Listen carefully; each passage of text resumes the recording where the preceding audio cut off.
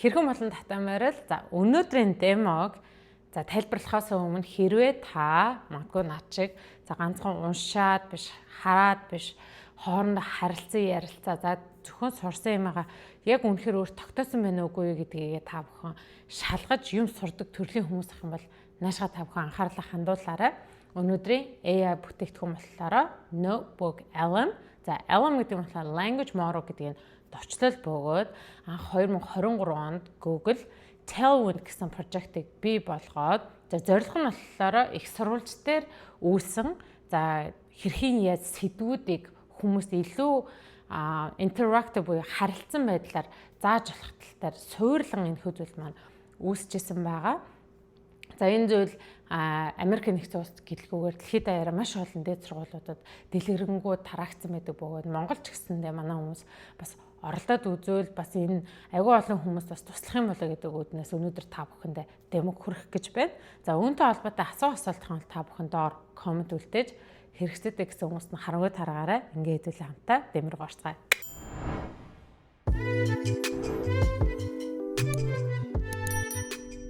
Part 2 ноутбукны.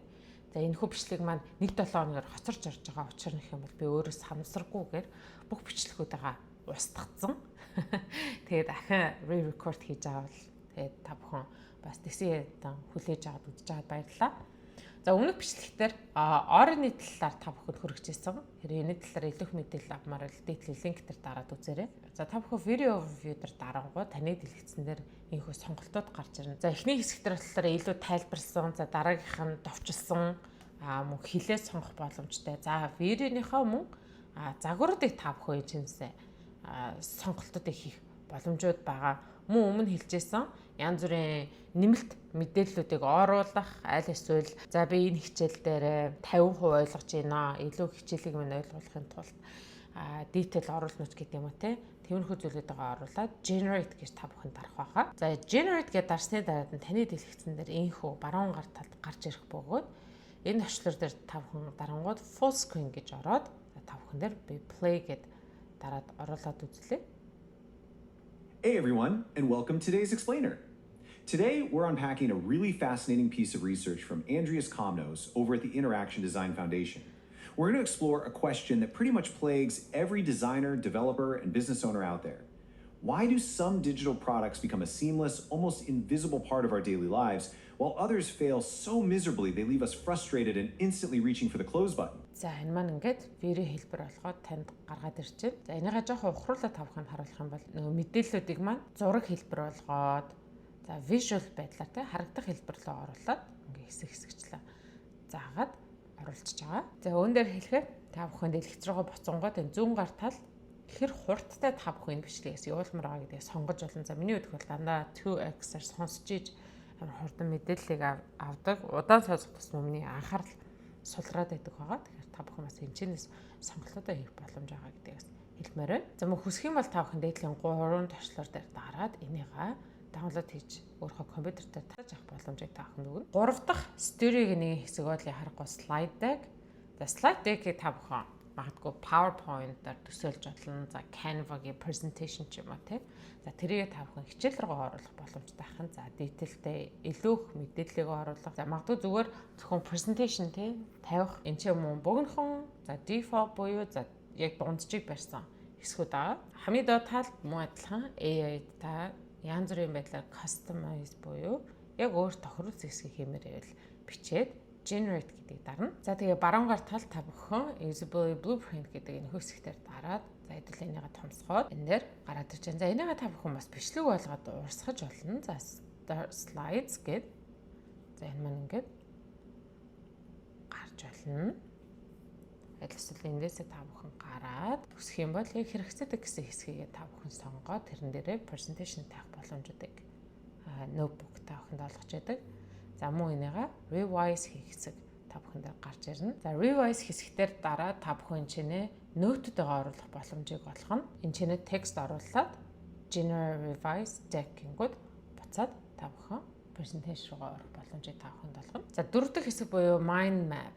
Mind map яагаад юм чухал вэ гэхлээр за хэдүүлээ mind map дараа дараад энэ ч шууд баруун гараад generate хийн. За үүн би ял хийсэн болохоор хэдүүлээ хэсэг дээр ороод сэдвүүдийг задруулж та бүхэнд харуулах байгаа. За жишээлбэл 5 characters гэх тэ effectiveness гэх дарангууд энэ маань үргэлжлүүлээд нэг хэсгээс нөгөө хэсэг рүү жижиглээд ингээд та бүхэн. За тэг usability гэдэг чинь 5 характертай. За тэрний effectiveness гэдэг дотор энэ 3 орноо гэх тэ.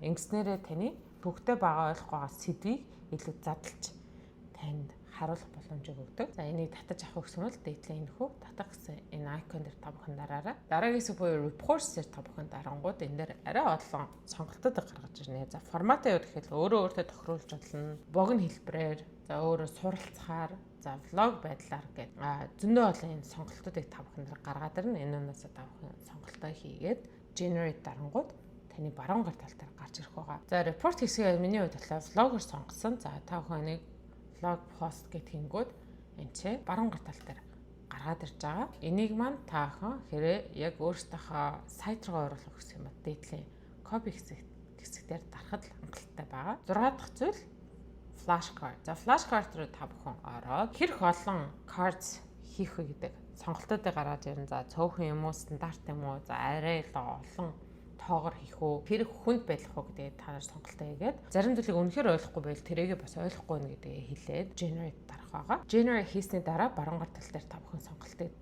сонгоно. За энийг томсгоод за flashcard-ны хэсгээр та бүхэн оронгууд инхүү харагдах байгаа. За эхний хэсгээр бол асуулт асуугаа. За дарангууд арталт нь хариулт байгаа. За хүсэх юм бол энэ дээр explain гэх тэнгүүд буцаага navigation авч ороод за энэ яагаад юм учиртай вэ гэдгийг илүү энэ дээр AI тайлбарлаад ойлголтыг өгөх байгаа. Тэгэхээр нөгөө өмнө би таах хэлжсэн хичээлийн яг нэг хэсэг ойлгохгүй байгаа зүйлүүдээ таахан хэлснээрээ илүү AI тань тайлбарлаа. За энэ яг ийм учиртай юм аа. Тийм болохоор энийг ингэж хэлдэг юм аач гэдэг юм уу те. Гаргаж ирэх байгаа. За тэгээд энэ дээр жишээлбэл миний flashcard-ыг таахан 60 flashcard. За ер нь бол default-оор бол гарч ирж байна. За тэгээд эдрийнхаа асуултуудыг бас сонгоод за магадгүй энэ онда ойлгоцсон бол та бүхэн энэ дээр ногоон дээр окей энэ дээр бол би болж байна. За X хэсэг буюу за энэ хэсгийг би төдийлөн сайн ойлгохгүй байна гэдэг фильтр хийснээрээ илүү өөрийнхөө мэдлэгийг өөрөө шалгаад эргээд энийг бас сэргийх боломжтой та бүхэнд олгож яадаг байгаа шүү. За flashcard дээр мэдээж яриг давуу талын хэсэг хэмээл энэхүү 3 хэсгээр та бүхэнд дарангууд за эхнээс нь эхлэх shovel буюу хооронд нь хойлох. За энэ хэсгийг хүсэх юм бол та бүхэн татаж авах боломжуудыг нотebook та бүхэнд олох байгаа. 7 дахь хэсэг буюу quiz. За quiz гэдэг зүйлийг бол Америкт сургууль сурснаас хойш бол хизээж энэ зүйлээс холтож үзээгүй. За quiz flashcard-аас юугаар өөр гэхлээр flashcard бол таны хичээлээ review буюу юу яасан гэдгийг ингээд шалгачиж байгаа те. За quiz маань таны мэдлэгийг шалгах байгаа. За тэнгууд энэ чинь number of questions хичнээн асуулт асууж мэдлэгээ шалгах уу. За хэрэг энэ хэцүү байх уу гэдгийг шалгаад за тэгээд generate гэдгээ та бүхэн дарна. За тэгээд баруунгаар талд гарч ирсэн quiz дээр та бүхэн дараад дэлгэцээ томруулчих. За энэ яг зөв гэдэг энэ үндс та бүхэн сонгоод за үгүй энэ бол зөв асуулт аа. Яа тэгэхээр гэд бүр хариултыг нь доорно ингээд гаргаад ирж байна. Хүсэх юм бол мөн адилхан flashcard-тай адилхан explain гэдгийг та бүхэн дарж болно. За дараагийн хэсэг дээр гэх юм бол next гэд нийт 10 асуулт та бүхэн quiz дээр оруулаад өөрийнхөө хийх боломжтой. За хүсэх юм бол хинт хэсэг хүртэл энэ чи гаргаад ирж байгаа. За log of effective messages гэдэг хэсэг оруулж ирж байна те. За тэгээд энэ үндээс та бүхэн сонголтыг хийх боломжтой quiz маань болох нь. Infographic буюу хамгийн их сүүлийн хүмүүсийн анхаарлыг татж байгаа зүйл маань яг юу гэдгийг та бүхэнд харуулъя. За энэ дээр та бүхэн дараад өөрсдөө хэлийг сонгоод за ямар байдлаар байх уу гэдгийг энэ чинь portrait байл юм уу, square юм уу, за landscape юм уу гэх юм. Миний хувьд энэ бол landscape. За тэгээ энэ дундаас стилнүүдэд та бүхэн сонгоно. За detail хэрэг оруулах уу гэдгийг бас энэ дундаас бас сонгоод за generate гэдгийг та бүхэн дарна. За баруун гар тал та бүхэн энэхүү infographic icon дээр дараад таны суралцсан бүх юмыг нэг хуудсанд оруулаад дизайн болгоод гараад ирж байгаа. За нэг хуудсан нэрээ зөвхөн ямар ч хамаагүй мэдээлэл биш за гол гэсэн мэдээллүүдийг татаж аваад оруулж ирээд та бүхэнд харуулж байгаа. За хамгийн сүүлийн хэсэг буюу data table. За data table дээр та бүхэн хэлээ сонгоод challenge хийж болно те. За одоо биологи дээр би ийм мэдээлэл авсан чинь бас өөр хэсэг дээр ийм юм байна. Эний тал дээр илүү мэдээлэл оруулаач гэдэг юм уу те.